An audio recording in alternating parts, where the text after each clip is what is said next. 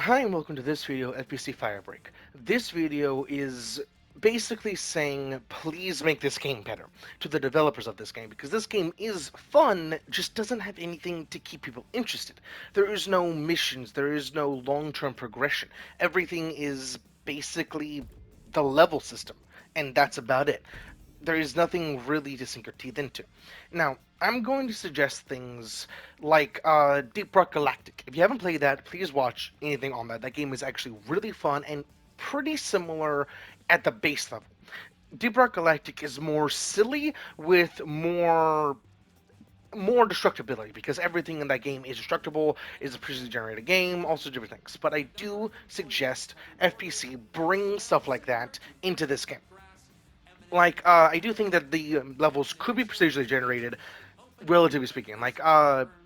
Three different versions of the first area, second area, and third area, where they're not the exact same cookie cutter, where there is some deviation to just make it more replayable. Like, thinking of the what's it called? Not that one.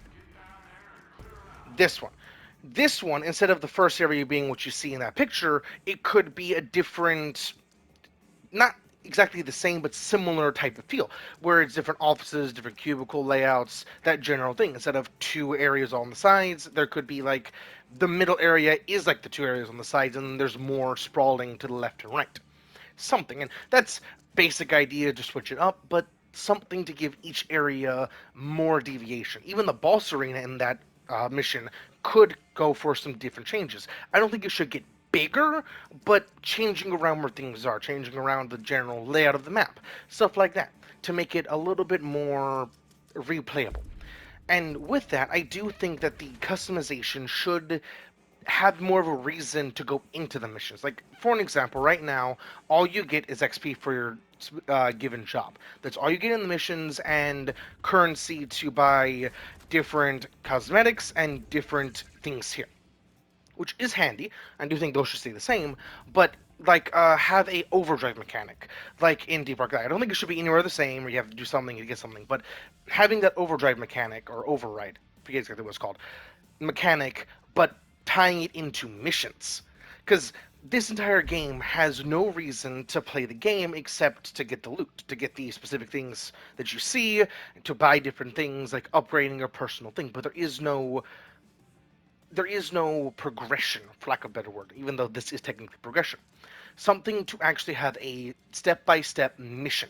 For an example, this season, relatively speaking, brought this, which is the mold from Control completely just went haywire and went everywhere in that general area. And it does look very similar to the, what's it called?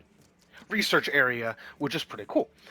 If they have something similar to that, or something similar to that in the missions, where, like, for an example, when you first boot it up, you have to do this, but it's a specific version.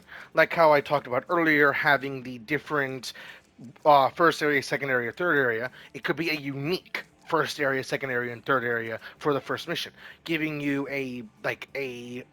what's the word?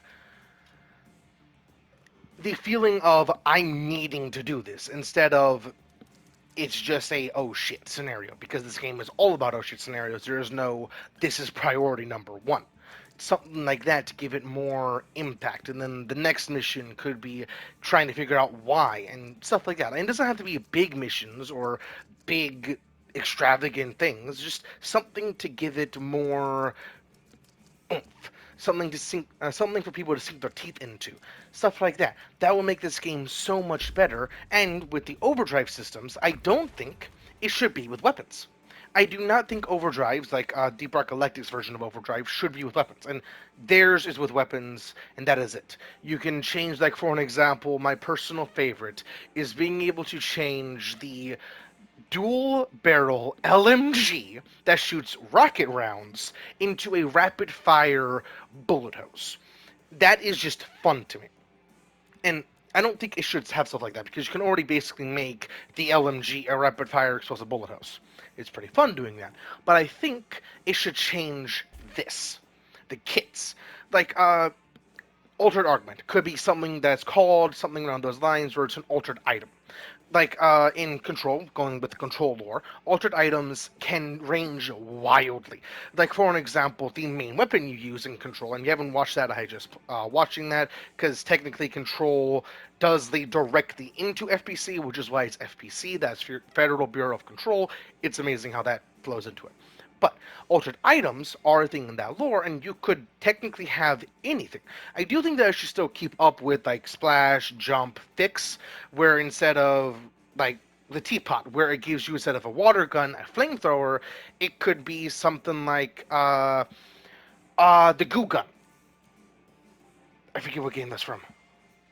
There's a lot of different versions of a goo gun, but basically Prey's goo gun.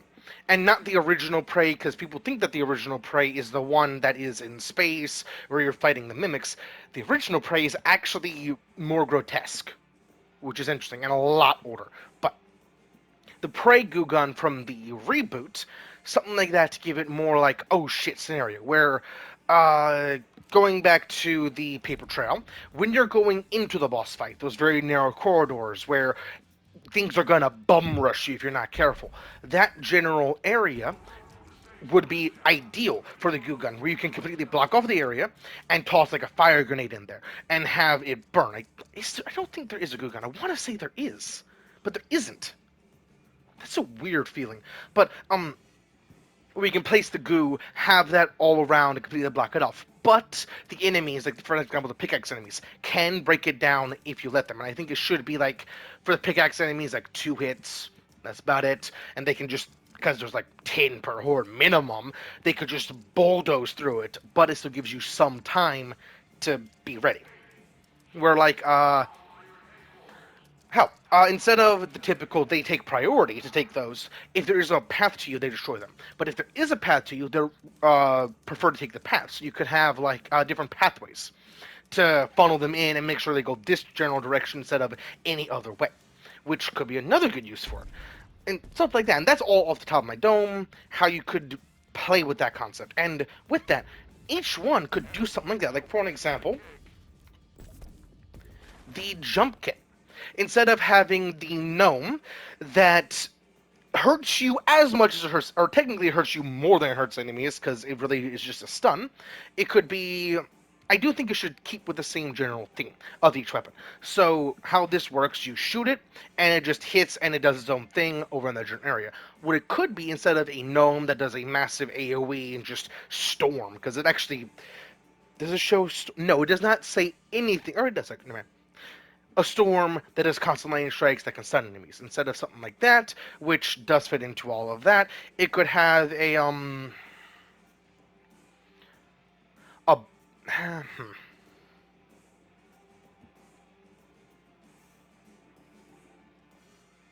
That's tricky because there could be a lot of different things. Like you could have a boombox type thing where you could shoot it out and it stays there and it just like does damage over time. Instead of drawing them in like a monkey bomb like that boombox does, it could just damage over time in that area instead of moving to make it pros and cons. But I don't think that is really good because that teapot is just kind of it changes it very well. That changes it very well. That would just the suggestion I have would not be as impactful. There wouldn't be a reason to really pick that over the garden gnome because it would just do its own thing.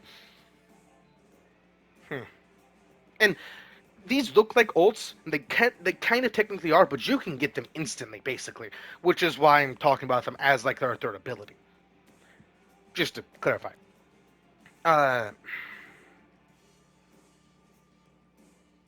And sorry, I don't want to edit a whole lot because it takes so long to edit on PlayStation. It is really hard to, so I'm genuinely trying to think of this on the fly. It has to be something similar in feel to shooting out in a big electrical storm. I don't even think a Tesla coil would really work because that is the same general concept.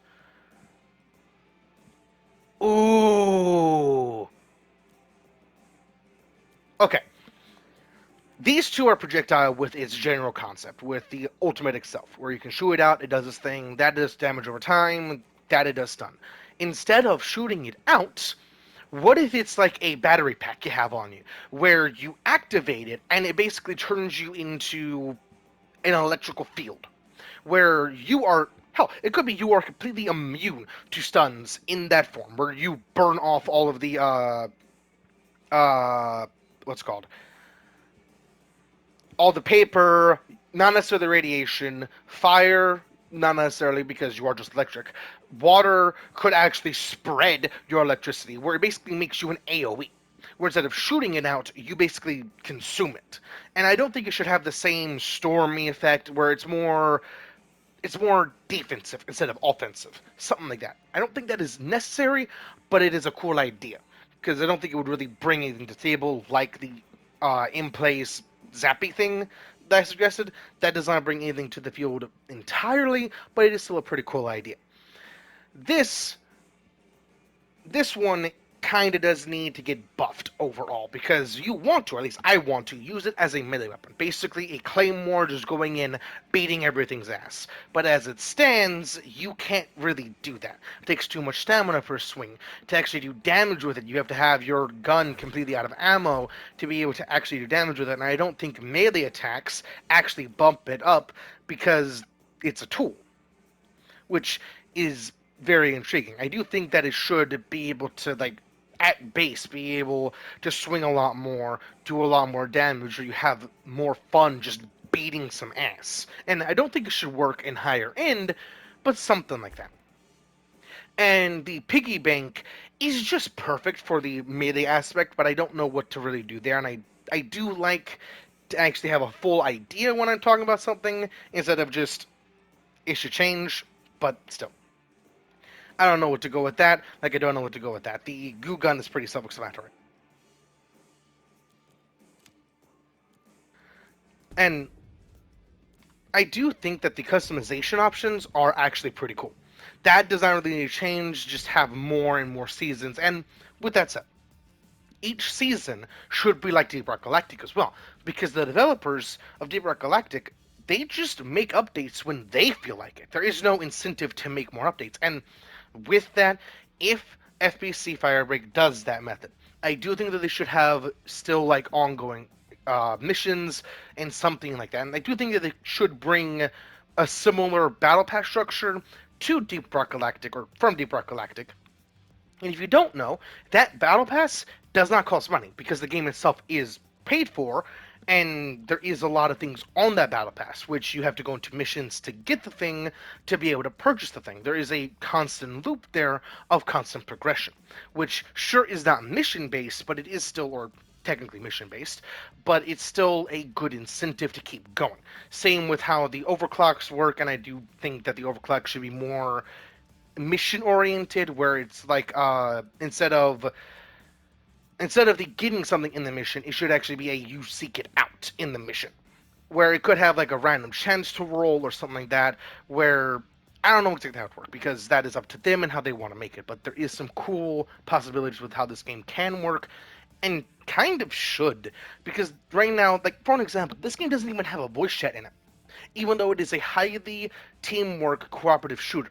There is no voice chat in it. That is like the first thing that should change. Even though I should have said that way earlier, everything else is more on the solo player aspect because I do play this game solo primarily. So yeah, that's why I didn't think about voice chat.